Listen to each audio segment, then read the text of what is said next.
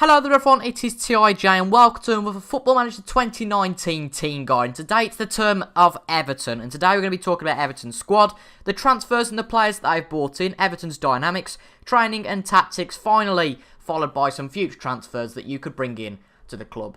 So shall we get straight into it? That's exactly what we're going to do. Everton have had a busy summer. They've just been took over by Marco Silva after quite a bit of a drab last season, the end of last season, under Sam Allardyce. But Marco Silva's come in and spent the cash he has. He spent 18 million, 27 million on 40 million on Digne, Mina and Richarlison. As you can see, they've bought 3 players in from Barcelona, Richarlison from Watford, Bernard on a free transfer from Shakhtar Donetsk, and they've also bought in Kurt Zouma on loan from Chelsea. And it's a good point to figure out as well that actually a lot of their senior players have gone out on loan this season. The likes of Kevin Morales, Cuco Martina, Danik Balassi and Shani Charazai have all gone out on loan to respective clubs, which is an interesting one because I think that some of these players could possibly get into your squad when you come back next year.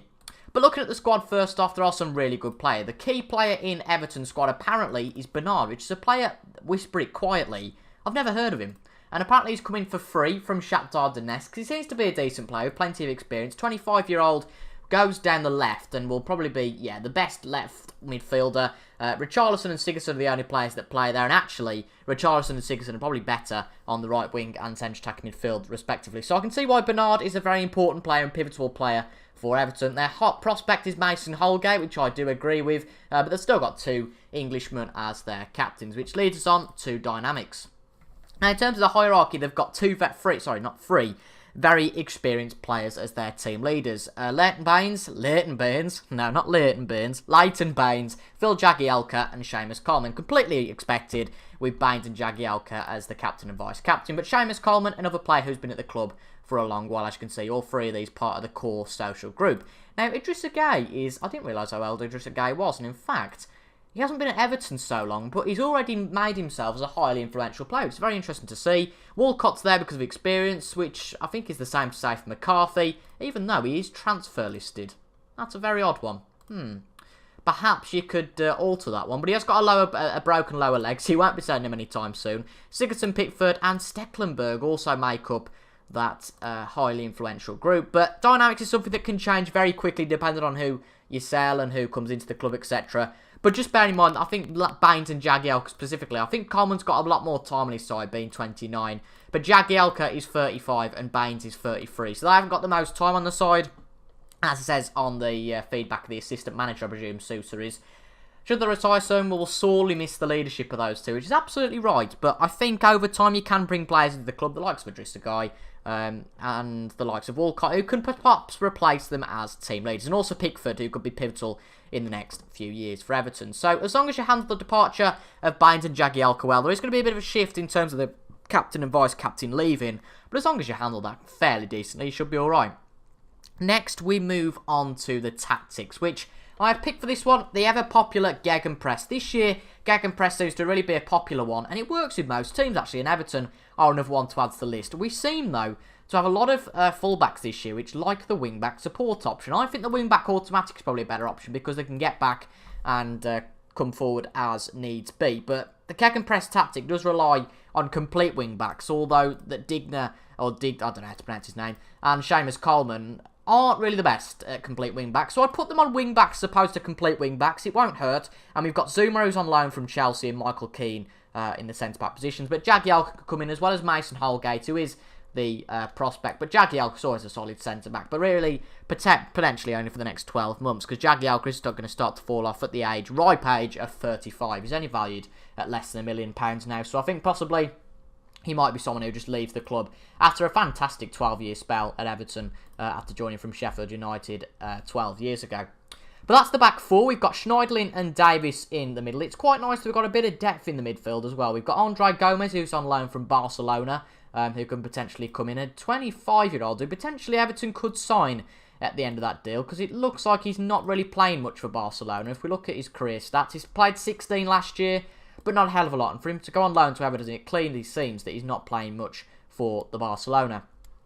Tom Davies is someone who's very much come to the forefront over the last few years, and he's got a brilliant potential. He's also become a good squad player, and I think he deserves to be in there. But there's also the likes of, where is he now? Morgan Schneiderlin, who is in there. But Idrissa Gueye, who's been there for a number of years now, and Andre Gomes, who can fill in those centre mid positions. I'll tell you what, though, this attacking midfield is very, very exciting. You've got Richarlison, Sigurdsson, and Bernard. Bernard, of course, just joining the club, as well as Richarlison, who's come in for £40 million. Only 21 years of age. He had a good season last year at Watford. It seems he's had a good start to his career at Everton. I think he could be a very pivotal player in your Football Manager Everton experience. Sigurdsson in the middle, ever reliable Gylfi Sigurdsson at the age of 28. Still plenty of years left in him. And up front, we have got Cenk Tosun. He was a solid player. Again, I think he's good to be up front. But they've also got the option of Theo Walcott, Adebayo Lookman, as well as Calvert-Lewin. So you've got some of these youngsters already filling into the squad. And on the subject of youngsters, honestly, I didn't see the point of doing a few transfers beating this, because Everton have only got £4 million left in the kitty, but also because there's some very good youngsters going into this squad. I'll show you just in a minute, but if you think about it, they've only got £5 million left. I mean, for Christ's sake, Everton spent how much in the summer? They spent £85 million just on those 3 players. So, of course, the club aren't going to have a it's not going to have an inexhaustible transfer budget, so to speak. But if we look at the under-23s and the under-18s, some seriously good prospects in here. We've got the likes of Fraser Hornby, who's 18 years of age. He's coming from Northampton a few years ago. And again, he's got a very good potential ability. But in terms of the older players, we've got Kieran Dowell, who's 20, a very creative attacking midfielder, 20 years of age. Could be a backup player already. And his potential ability is very good. The same goes for John Joe Kenny, who's been involved in the first team already. But we've also got the likes of Robinson, Banningtime. That's a weird name. It's like Banningtime, Duncan Bannatyne. But anyway, is he Scottish? No, he's English. Josh Bowler, Joe Williams, Lavery, and Kiersey. And of course, in different saves, different players will turn out to be better. The likes of Brendan Galloway is potentially a good player as well, but his ability and potential aren't the best. So it all depends on how you get on, to be honest, with these players, whether they leave the club or stay. But if we look at the under-18s as well, we've got the likes of Pedro Neves, the age of 16. He's a very technical left winger who's got a good potential ability. We've also got the likes of Andrew Gordon and Korodi Adedoyuin, however you say his name. He's got a good potential ability as well. But looking at the first team squad, there are some players that are very young that have got a good potential ability. Tom Davies, Lookman, Richarlison, Calvert-Lewin and Holgate. 4 of the 5 names I just mentioned are homegrown English players. It's exciting. We've also got Callum Connolly, who's out on loan at Wigan, who can improve. We've also got some players out on loan, including Shani Tarajai, who's out on loan at Grasshoppers. He's still got time to improve as probably a backup striker for you. But we've also got the likes of Sandro's out on loan at Real Sociedad. Again, a good club to go and prove himself at before he comes back. But he scored 14 goals in 30 games for Malaga in the Liga before he joined Everton. And he seems to have done decently at Sevilla. So I think he's a good player. And you've got plenty of good players in the squad. But you have got this other end of the spectrum, which includes the likes of Jagielka, Stecklenburg and Baines, that you might want to move on in the next few years. And I think a player you've got to move on is Kevin Morales. I mean, he's been out on loan for a number of years. I know he's only been on loan for 2 years, but if you just look at...